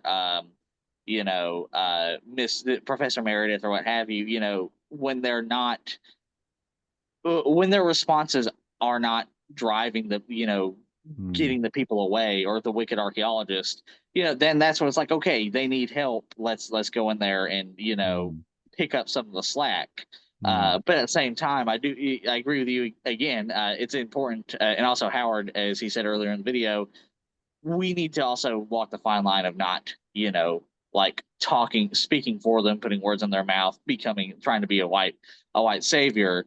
So like, I think that's important. And I will take very minor issue with your point about Russia's easy, because yeah, I think maybe he might not understand how social media works, and things like that. But where I start sort of seeing red flags is the fact that right after he made this article, he went on to a Joe Rogan and Andrew Tate-esque podcast to talk about history. So that sort of gives me the vibes of, like, maybe he does understand. And given that Well, most of the historians and archaeologists he mentioned in the article were women, like, was he making more of a statement about women archaeologists and historians in the public space? And I don't know. I'm not going to put words in his mouth, but it's yeah, just I mean, sending a red flag up in the sky saying, "Hey, maybe, wait a minute." but again, I think this possibly plays into the notion that again we're talking about a different world. Yeah, We're talking about people for whom the impact and whether or not it's entertaining, whether or not it gets yeah, clicks, whether or not it gets attention, is more important than the substance of what they're saying. yeah, Um, and um, and I think we need to be very careful as and when and how we play that game. Now, the irony is, and again, this is something that came up in the various authored edited volume that was featured in with that Howard edited, um, is this notion of effectively what is the playing field, and accepting that in some respects the playing field isn't as equal as it might be. Well, no, sorry, it's not equal in the same way as we are accustomed to things being mhm, kept artificially equal in, for example, a journal with peer review and with right of reply and so on and so forth. That said, though, we all know that there are ways of playing those systems. There are ways of getting, the editor who to feature a certain response in a certain way. I don't mean that in a conspiratorial sense. What I mean is, yeah, as as problematic as social media might be in terms of the algorithm sharing some person's point of view over another's, uh, within academia as well, we're all human beings trying to get our voices heard. So by no means is any of this straightforward or simple, but the I think again, intent and accessibility are the two words I keep on coming back to. Howard, you haven't spoken for a wee while there. No, Yeah. that's fine. I mean, the Atlantic article I saw I followed it back from the outrage I saw on TikTok, and I want to take a different stance. And I think that I don't know Arash Azizi. I saw the reactions to it. I thought it was an old repeat take, ill-considered and patronizing. But I think the whole stance of a dangerous rise of the podcast historian, if professional scholars don't engage the public, charlatans and Holocaust deniers certainly will.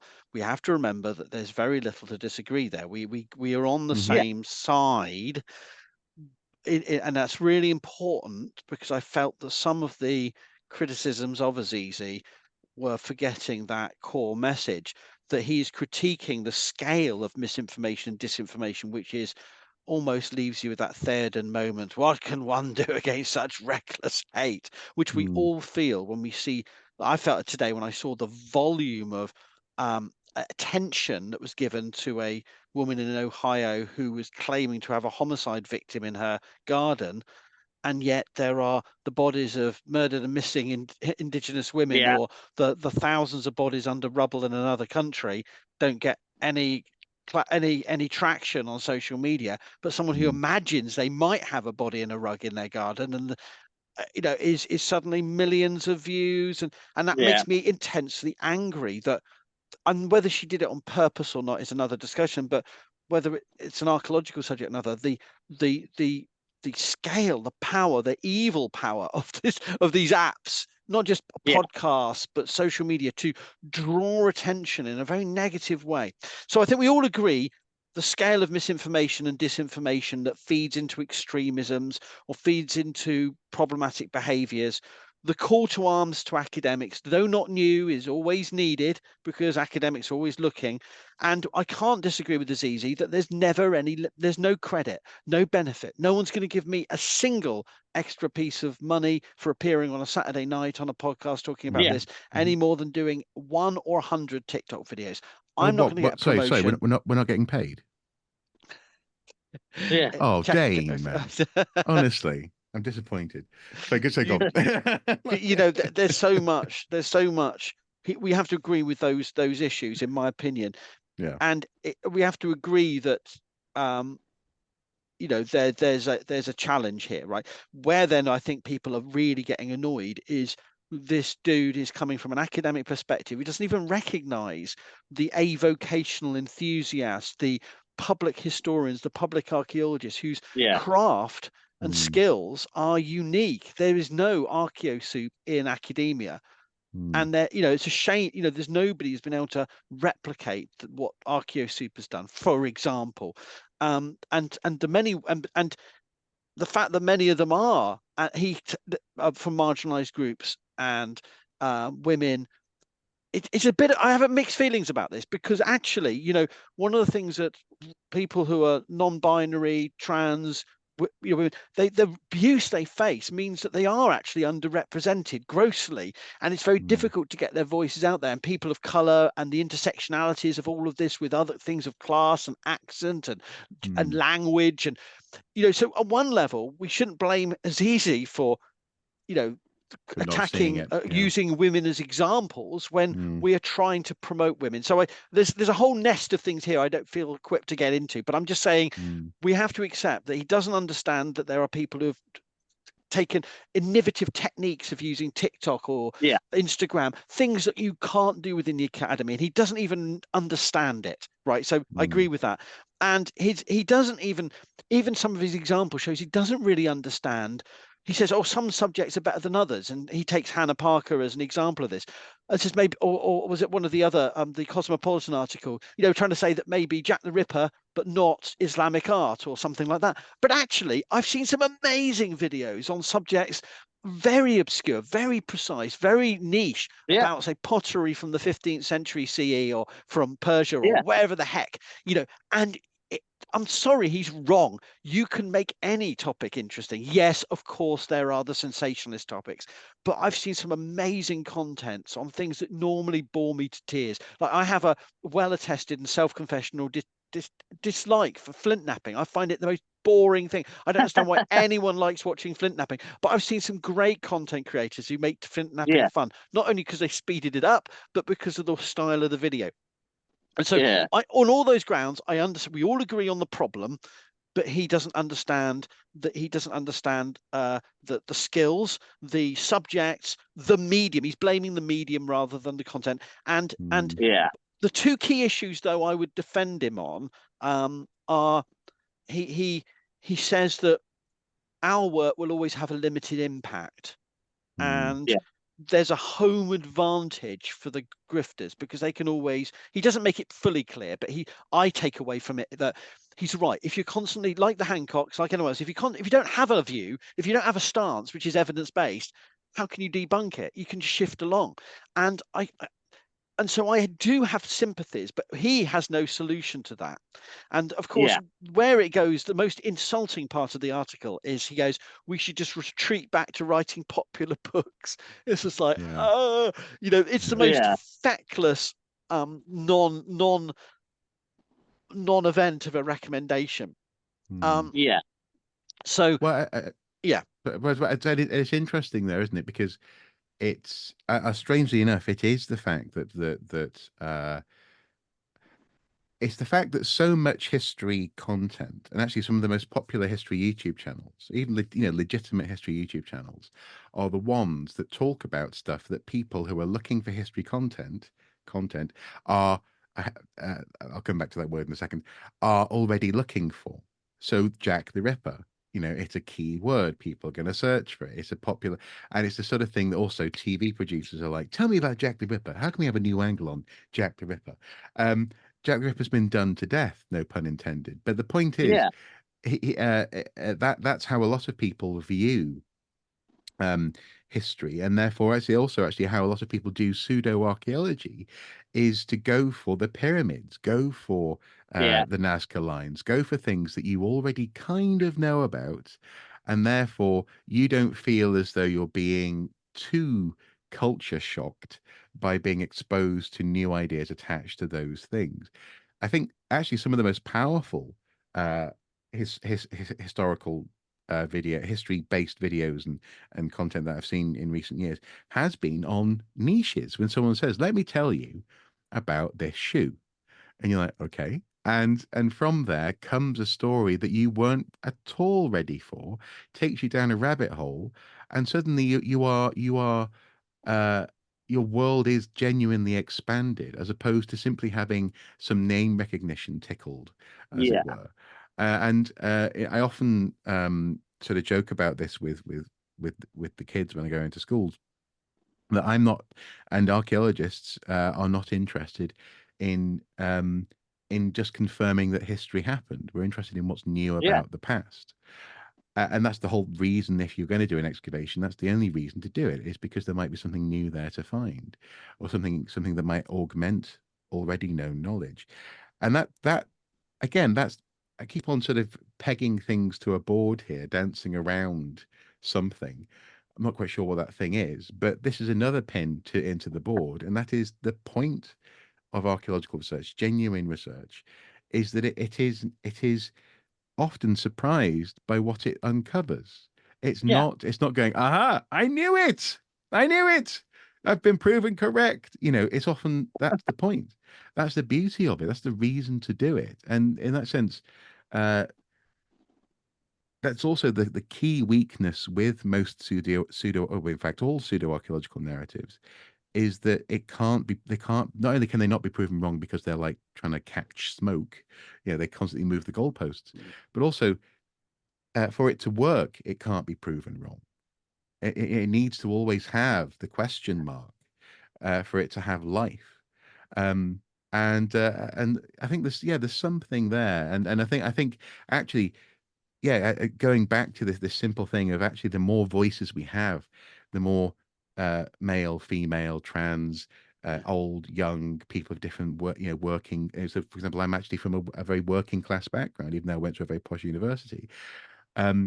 Just in conversations that I had with people who had never seen the inside of a Happy Eater restaurant growing up. That's a very niche UK reference.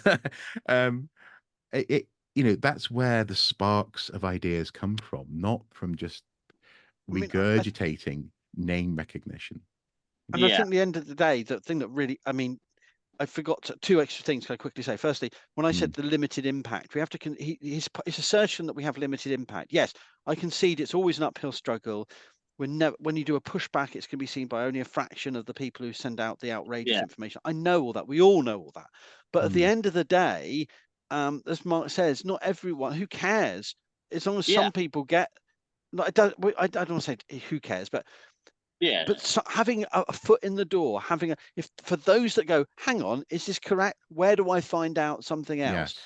Yes. That's the point. And the other point is, the article in Open Archaeology Journal from 2 and a bit years ago that critiqued the John's Bones pushback made the point that many of these algorithmically driven social media short form video apps are allowing critique, are allowing alternative voices. Now, and the voices for against genocide will never be as loud as the mass produced media or whatever it may be, or whatever issue you're on, but we are getting those voices out there, and the same goes for archaeology too. So I do think he's wrong on many levels, and I understand the pushback. But my final point is, like, I don't know this is easy, guy. He's a younger scholar. A lot of people say, well, he's a male scholar. I mean, I even heard a certain mutual of ours calling him another white guy. I mean, this guy is, from my limited research, is Iranian American. If we're going to be pushing back on people because of their demographic, we need to get it right. And I think it's a little cheap Yeah, and a little it's unfair. too as easy to get it wrong, isn't it? Oh, John, you should be banned for these things. You should be Really? banned for that one. I know, I'm And that terrible. is that is Yeah. literally beyond. No, but my serious point is, Yeah. come on, guy. Whoever it is, yes, he may have got this off, but he is also, I imagine, an early career scholar, even if he is from a privileged position on many grounds. And we need to make sure, as when we're dealing with pseudo archaeologists, when we're calling out or calling in, we have to make sure we get our facts right, or we end up perhaps punching too hard or punching in the wrong direction, or Yeah. actually just giving people an excuse to be racist against a particular demographic or Mm. prejudiced on some other ground. So it's just about, I don't want to take that any further, but I'm just trying to say it's an example where, yes, we should be collectively annoyed by something written in the press, but equally, we don't have to make it personal about that person. We should be very careful about that. Yeah, and in a Yeah. few years' time, his perspective may shift. And that's the great thing about not being a pseudo academic, is that your ideas will evolve. Yeah, exactly. That's one, again, that's at the heart of this conversation. Yeah. Yeah. Now, one thing I will say, and this is something that I don't know how pronounced it is in the UK, but it's something I've definitely seen in other archaeologists. I can name so many archaeologists here in the United States who have come across this.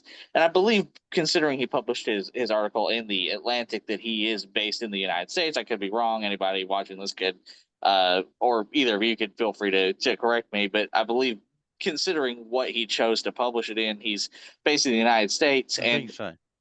yeah, and unfortunately, again, I don't know if it's the same in the UK, but in the United States, there is this massive, unnecessary rivalry between academic historians and archaeologists, and it's one-sided a lot of times. Really? Yes, well, now a lot of it is mainly focused on, like, say, historical archaeology, focusing on, like, say, the colonial period of the United States. There's a very good article that addresses this continued rivalry, called "Always a Handmaiden, Never a Bride," that was published in the Archaeology magazine. I believe in like 2003 or somewhere along that lines. But it brings that up where, like, a lot of historians in the United States seem to have this idea, and I've actually had this told to me, and I know other archaeologists have had this exact line told to us, where it's like, "Oh, archaeology is not needed because we know all we need to know in the historical documents," and they essentially use archaeology, as Mark alluded to, how it should not be used to. It's like to essentially confirm biases. It's like, oh, we know what this, like, we're doing archaeology to prove, that, like, oh, this is what this document says, so therefore, look at this cool potsherd we found. It shows that they were here. And that especially is present in historical and archaeological sites, such as, like, say, colonial Williamsburg in Virginia or Jamestown and things like that. And it's something that happens all the time, unfortunately. I know one archaeologist who he worked on a historic site on the East Coast where the early European colonialism happened, and he had this exact line told to him. It's like, "Oh, by the site historian, we don't need archaeology. We know all we need to know from the documents." And then the archaeologist proceeded to find a pre-contact Native American village on the site of the historic site that nobody knew about. You Yeah. know, Yeah. and then also it doesn't even take into account, like, yeah, we know Europeans were here, we know colonial Williamsburg and such, but archaeology can also help tell the story of, like, say, people whose stories weren't told originally in the documents, like Native Americans or both free and enslaved Africans and Yeah. African Americans, Or poor people. women, Yeah. etc. Poor Yeah. people, exactly. And so, basing it off of a biased document, which is, again, this is sort of the vibe I got from Arisha Zizi, even with the things I agree with, because I'm like you, Howard. I saw the title originally, I was like, okay, that's not too bad. But then as I was reading through the article, Yeah. I was like, okay, you're making some strange arguments. Even with that aside, it's like there is that idea where it's like, academic historians like Arash Azizi seem to, again, mainly in the United States. In a second, y'all can tell me how it is in the UK, but, like, where it's like archaeology is not necessarily needed, or is just a fun tool to be like, look, we found this potsherd or these musket balls or this whatever. We found this horse bridle. Now let's talk about what the documents say. Yeah. It's Let's getting talk stuff for about the what this museum. Yeah. dusty old book says. Mm. Um, Well, so speaking of old books, I wouldn't say dusty old yeah. books because I don't want to Well, insult yeah, people. But speaking of old books, the Bible. yeah, Lots of people have conducted archaeology using that book as essentially a historical and geographical reference. And yeah, when they find something that they think matches up to what they're looking for, then they describe it as having been found. Another example of this would be, say, the discovery of Troy, so called. yeah, Um, and it all goes back to the old adage here in the UK in archaeology, where if you're looking for a Roman villa, you're going to find a Roman villa.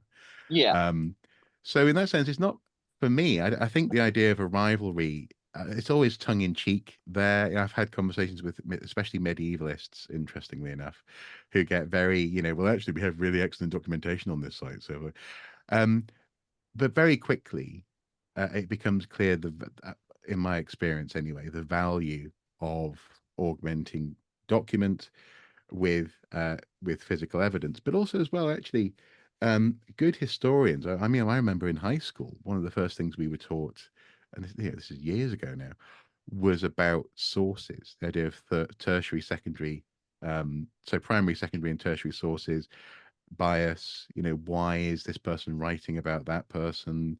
Um, and also, just even if it's not political or linked to human activity and drama or interpersonal opinions of each other. Um, Another example would be actually medieval trade. One of my sort of mentors at university, he did his PhD on pins, pins coming into South Wales at a port, and everyone was like, "Why? Why are you studying the pins, man? What are you doing?" We've got the books. We know what's coming in at this port. But he was able to show that actually there was a significant sort of black market, presumably, in pins and other small metal artifacts coming in through, presumably being skimmed off the top and then going into the community in a way which wasn't part of the official economy. Um, and yeah, that I think that would have been back in the late 70s when he was doing that work. He was like in his yeah, 20s then or something. So I think serious, dare I say, historians and archaeologists do appreciate each other. Uh, there's some good tongue in cheek to be had, some banter. Um, but I think if you if you go looking for a Roman villa, you're going to find a Roman villa. If you're determined that the history book is correct, then you can only, if you're not open to what other people have to say, prove that it's correct. So I think there's a hazard of treating any history book as though it's gospel. No pun Yeah, intended. I would agree. Mm. And unfortunately, treating it again from the historians I've come across, and I have a history degree myself, and along with an archaeology degree, as well as along with being a working archaeologist in our CRM archaeology, which is your version of like commercial archaeology. So like I don't, they're not all historians are like that, but unfortunately, I and even a lot of other historians have come across that. Like our mutuals on TikTok, Ted Sturmer, a Revolutionary War historian, he brings that up repeatedly. How there's a lot of historians who just treat documents and things like that is gospel in especially in the United States, among other places, because there's also other examples like you can see it in places where it's like nationalism is on the rise, like you used to see it, for example, in Imperial Japan or in China now in a lot of ways, but like the United States is what I know, and it's like because that's where I live, and it's all over the place, where unfortunately that is the case, where in a lot of ways it is treated as gospel. And again, I think Arash Azizi is I don't want to say he's a complete example of that, because I didn't like he didn't like do any of the same like things I'm mentioning, but I think he is definitely a symptom of the problem. Is what I feel like. I feel like he is looking at other avenues of doing things and be like, we don't need these other avenues. We have these more traditional avenues, and I feel like that's sort of a continuation of that idea. Just one thing very quickly. Sorry, I know you want to say something, Howard, but otherwise I'll forget.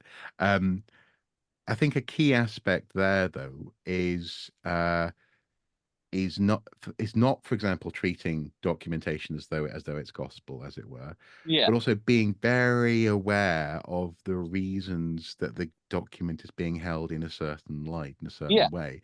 So to extend that gospel analogy, one of my favorite US comedians had this bit where he would talk about how he loved growing up in the South, but he also found it really weird and interesting when people would be reading from the Bible and then go, I think what God meant to say was, and he would sort of lay out a whole extra bit that was basically their personal opinion, an addendum.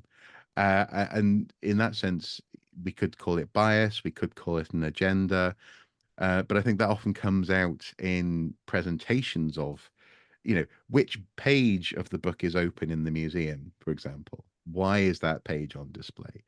Yeah, these contexts are crucial, and also never uninteresting. I think there's almost always a story to be told about the stories that we tell in that sense. Yeah. Yeah. All right, Howard, what were you gonna say on the matter? What were your thoughts? I think there is still there is a rivalry, and there is also this is not a new thing. It's deep seated. It's generations deep, and it affects the way the disciplines are structured, their relationship to societies, institutions, universities, funding, the different histories of the discipline, and all manner of other dynamics to do with ethnicity, class, gender, and so on, affecting different subjects in different ways.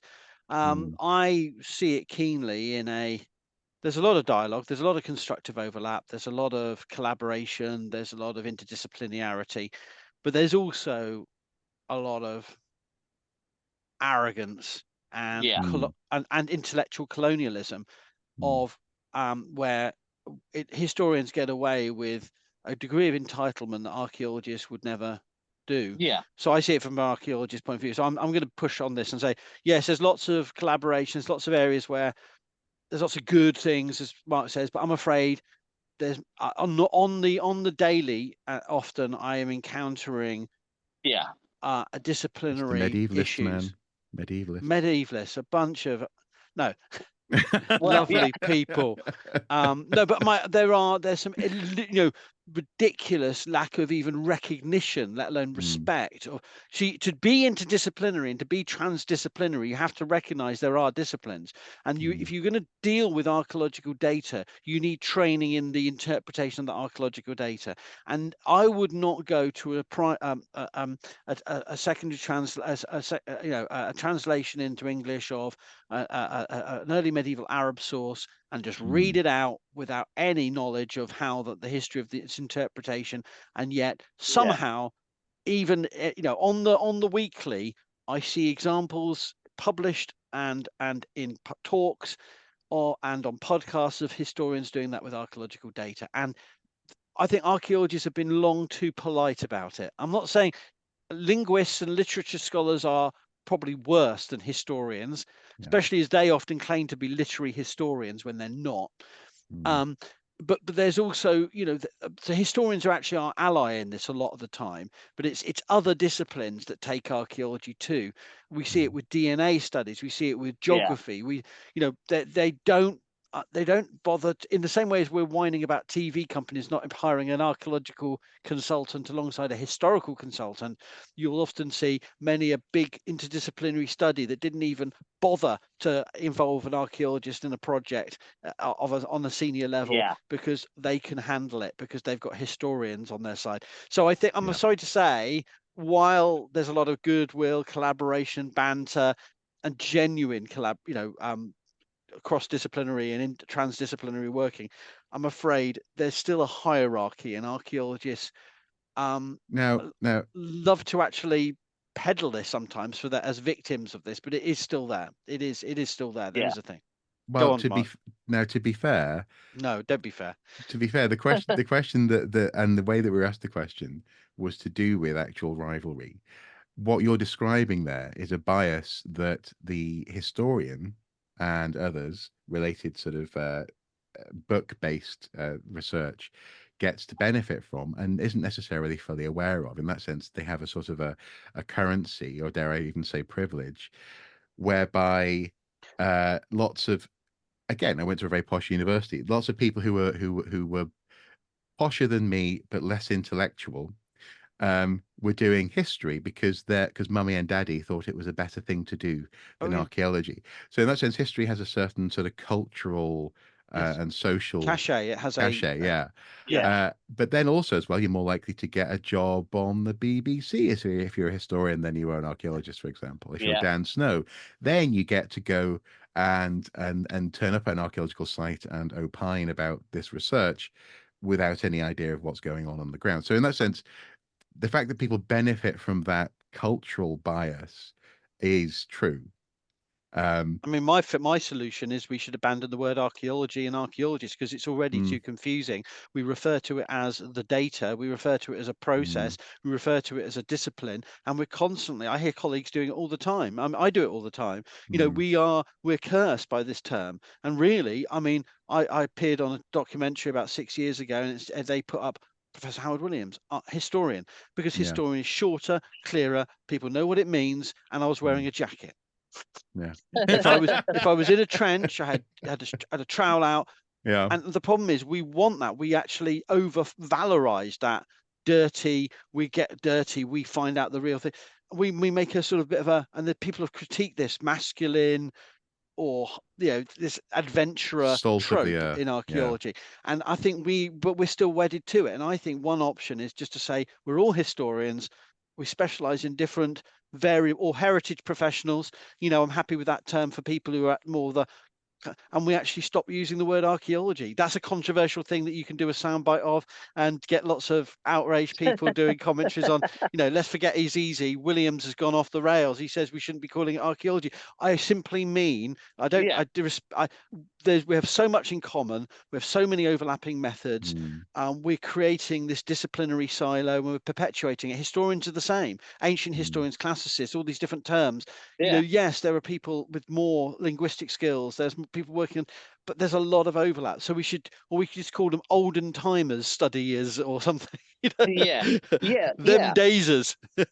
Well, and actually that's funny because that's sort of connected to a thing I've been pushing to a lot of people over the past few years. A few of my friends who actually have masters and PhDs in history, where I'm like, because I've run into these things where they like Mark said, they do these things but don't actually consult the archaeologists.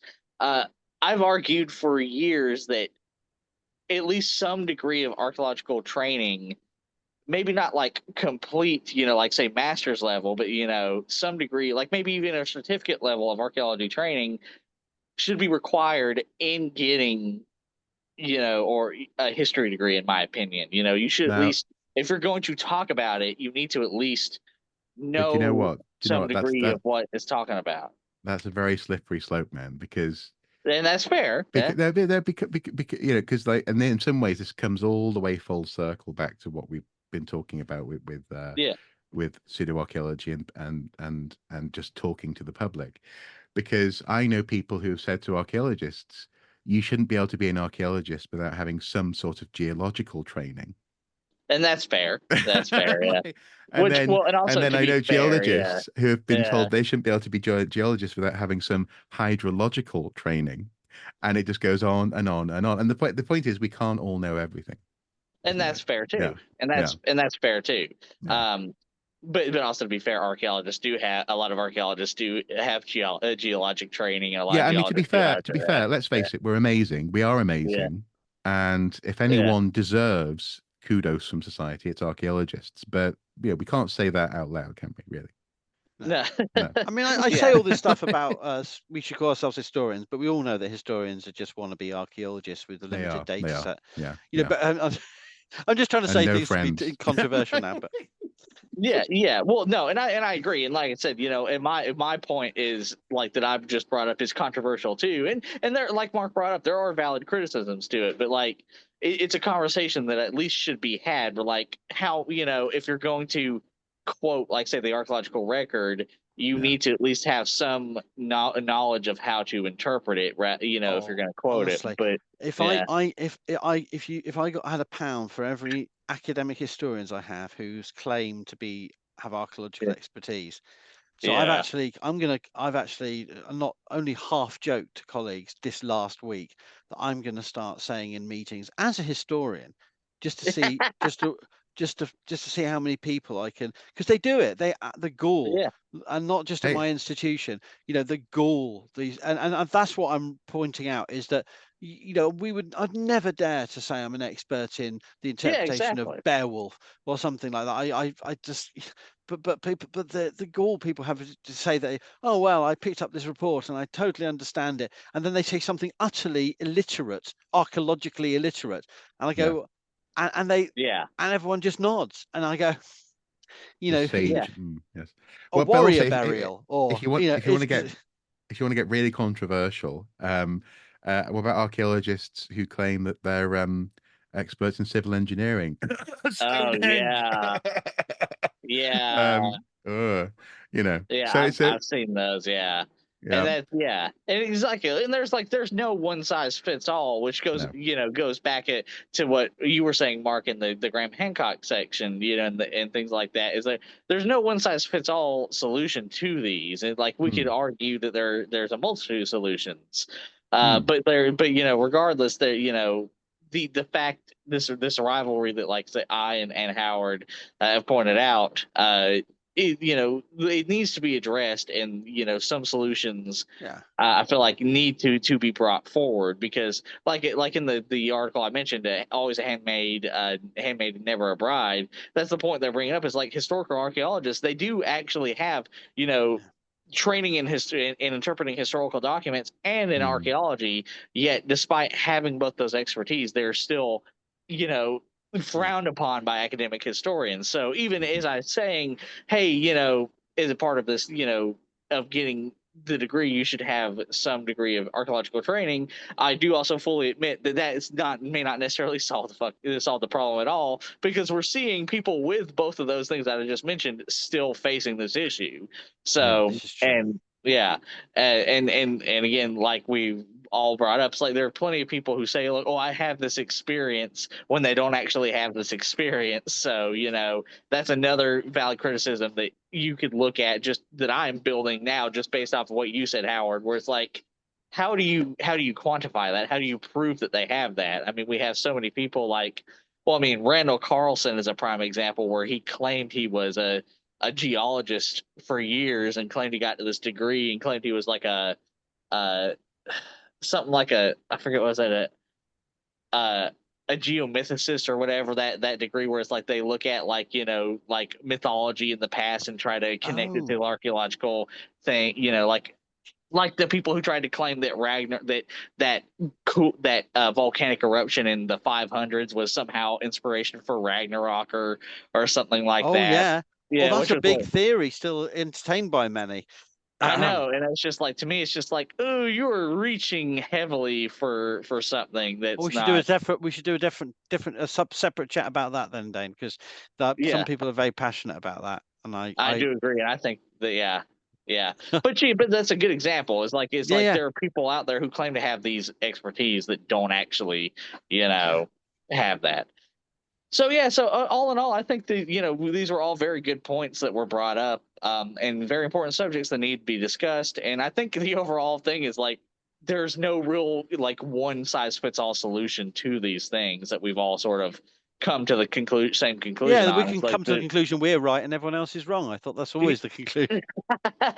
no, but yeah, exactly. But like there's but there's No, like I know what you I mean. thought I Fine. was right. I yeah. thought I No, was the no, one who. no, I'm right. No, we're You're right. No, right. we're all Oh, right. Yeah, but like, yeah. oh. So it's like in all like in some I don't. like That these means we're all subjects. wrong. Sorry. Yeah, yeah, Oh no, no, exactly. you've completely. Yeah, Let's start again. yeah, yeah. Then it's like, all right, somebody pulls out one of those uh like clipboards from movies where like and cut, like, Yeah, but yeah, like a score Start again chart. at Yeah, 15 yeah. minutes, 20 seconds. Yeah, Yeah. exactly. Yeah, exactly. But yeah, yeah, so essentially these things do need to be brought up and need to be addressed, and there are some serious issues that Yeah. unfortunately have not gone away and have been around for a while, like the rivalry between historians and archaeologists. But like at the same time, there's not one solution. There's a multitude of solutions, and also we need to realize that there are also more important things to focus on. And a lot of times, like say the destruction of archaeological sites in the Middle East by warfare and by extremists, and in the United States, the Yeah. ongoing to this day looting epidemic that I and our mutual our fellow archaeologist Archaeo Wolf constantly have to address, because it yeah. is, you cannot turn around without seeing it. And also in the United States, like something I meant to mention earlier, I forgot to mention, talking about the Smithsonian and its guilt in colonialism. Something I only found out like last year, or actually earlier this year. Apparently, even though NAGPRA, the Native American Graves Protection and Repatriation Act, passed, there are still certain museums, such as the Smithsonian Museum of the American Indian, that are exempt from Exempt. it. Yeah. So they are still keeping things they shouldn't there. And then of course there are a lot of various indigenous Native American activists who've pointed out even museums that are not exempt from it, from NAGPRA, they're still refusing to repatriate graves. I've actually talked with archaeologists who were sent out to certain museums to like, hey, return these damn artifacts. You're violating law. So there are certainly more important things to address, as well. But of course, with the caveat that you can't just completely ignore Graham Hancock or Eric von Daniken or anything like that, as we all Who? already said. Yeah. Not to So say not. I feel as though we're drawing to an end here, and I don't yeah, mean to extend this exactly. for another Yeah. half hour, but just briefly on that point. I think one of the things about repatriation and effectively trusting people to look after their own history is that we also have to accept um, that for everything that has survived through museum collections, through documentation, so on and so forth, has gone through a complicated process of, in some cases, accident, in some cases, choice, to be known today. And it may well be that some material, when it's repatriated, uh, isn't in the climate controlled environment that it might be if it's in a particular museum, or isn't, or may well be subject to some sort of uh, violence in the future because it wasn't in another part of the world. But that is also a legitimate story of our history. History is essentially the story of survival and loss. Yeah. And I feel as though uh, as you say, people often push back against this idea of returning material because they feel as though they are the best people to look after it. Um, but that conversation, as you say, turning up and saying, return the damn material, uh, may feel like, but you don't understand. We've been looking after this so well for so many years, or we like having this stuff. Um, Or, but well, oh no, we sold that on. yeah, Sorry. exactly. Yeah, yeah. Sorry. Yeah. One of our curators sold it on eBay, for goodness sake. Um, I shouldn't but laugh. but no, we shouldn't Or laugh. No. or was it was a recent case with the I believe the Colorado Museum of Art, the Tlingit tribe. All they asked for was 4 artifacts back. Yeah. They literally asked for a set of 4 artifacts back. And it was to be put in their museum within their nation, and Mm. the Colorado Museum of Art is still or maybe I think they have given in, but like they were fighting it tooth and nail, and it was like they're Mm. like, we're not even asking for all of our artifacts back. We're asking for these 4 specific ones, and Yeah. yeah, and also in terms of the climate control, I will say this: it also depends on the purpose, especially with Native American artifacts and other indigenous artifacts. It also depends on the purpose of the or the original purpose of the artifact, and also the wishes of the indigenous tribe, because there were funerary masks that were repatriated to a tribe in the Pacific Northwest, and their idea was like these artifacts were never supposed to survive in the first place. They were supposed Yeah. to decay in the Yeah. ground with the people that they were Mhm. buried with. And so once they got the artifacts back, they proceeded to ritually destroy these artifacts because, Yeah. again, they were never supposed to survive in the first place. So, Yeah. and I think that's an And important thing to keep in mind too, is the wishes and like what the original intent and what the people that is being repatriated to uh want, because maybe well, and they that don't want it to survive. Maybe it's supposed to be have yes, been destroyed, and you've actually violated their cultural beliefs by preserving it. that's precisely what I'm getting at exactly. Yeah. And another example would be a couple of years ago here in Newcastle Cathedral. There was a huge uproar, and again, I think this is a very sort of late 20th, early 21st century perspective on the idea of the past, that the past is somehow done. We live in the present, and we need to preserve the past, as opposed to it being an ongoing organic thing. In this instance, what was happening was that flags coming from military regiments had been put at the back of the cathedral to ritually die. So typically, a regimental flag should never touch the ground unless, obviously, everyone's wiped out. It should be the last thing that falls down on the ground. So flags touching the ground is very significant. But the flags, when they're no longer in use, the colors, when they've been replaced, are taken to these places to effectively rot. And as each piece falls to the ground, they're carefully picked up, put in a box traditionally, and then left in a box to keep on rotting. Or indeed, so in some cases, they're actually deliberately burned at that point because they've fallen off the body, as it were, of the flag above. Ooh. And what happened though was there was one flag that was from a regiment that had been part of the Raj in India, and it was seen as being very important, very historical. And someone picked this up and went, "Oh, we can't let this fall apart. We need to save it."